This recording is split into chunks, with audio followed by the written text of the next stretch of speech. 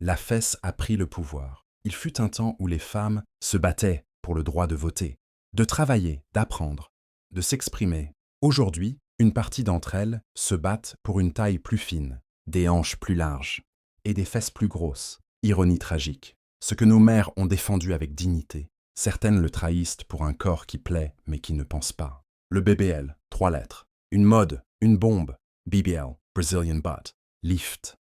Une chirurgie qui aspire ta graisse du ventre pour l'injecter dans tes fesses. Tu souffres pour paraître. Tu paies pour séduire. Tu risques de mourir pour exister. Et pendant que tu veux des fesses brésiliennes, le Brésil s'en fout de toi. Pendant que tu copies les Kardashian, elles sont déjà en train de faire machine arrière. Pendant que tu t'endors dans une clinique, douteuse en Colombie, tu ne sais même pas si tu vas te réveiller. Tu penses t'embellir, mais tu t'effaces. Tu crois que tu brilles, mais tu disparais dans la masse de clones. Même filtre, même taille, même démarche, même story. Vous êtes des milliers à vous injecter la même graisse dans les mêmes fesses pour attirer les mêmes hommes, qui, eux, ne vous aiment même pas. Le BBL, ce n'est pas de la beauté, c'est de la panique. C'est le cri silencieux d'une génération qui ne s'aime pas. C'est la chirurgie de l'insécurité. C'est l'opération de celles qui croient que leur pouvoir commence derrière elles. Mais ce que tu n'as pas compris, c'est que quand on te regarde pour ton corps, on oublie souvent qu'il y a une âme dedans. Le vrai drame n'est pas dans le BBL. Il est dans le besoin de l'avoir. Tu crois que tu veux des formes, mais en vérité, tu veux être validé. Tu veux qu'on te voie, qu'on t'aime, qu'on t'envie, parce que tu n'as pas appris à t'aimer seul.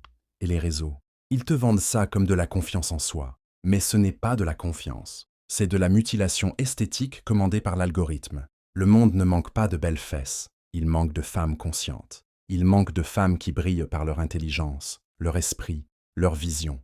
Il manque de femmes qui osent dire « Je suis assez, comme je suis. Je suis une œuvre, pas une copie. » Des générations entières se convainquent que pour réussir dans la vie, il faut d'abord séduire. Réveille-toi. Ton corps n'est pas ton plan de carrière. Tu veux qu'on te respecte? Travaille à ton caractère. Tu veux qu'on t'écoute? Affûte ton cerveau. Tu veux qu'on te suive? Deviens leader de ton destin, pas prisonnière d'un standard fabriqué. Tu n'as pas besoin de fesses refaites. Tu as besoin de repères retrouvés. Parce qu'une femme qui se connaît, une femme qui s'aime, une femme qui se tient droite, la tête haute et les yeux clairs, personne ne peut l'acheter. Personne ne peut la réduire. Abonne-toi pour recevoir plus des contenus de ce type.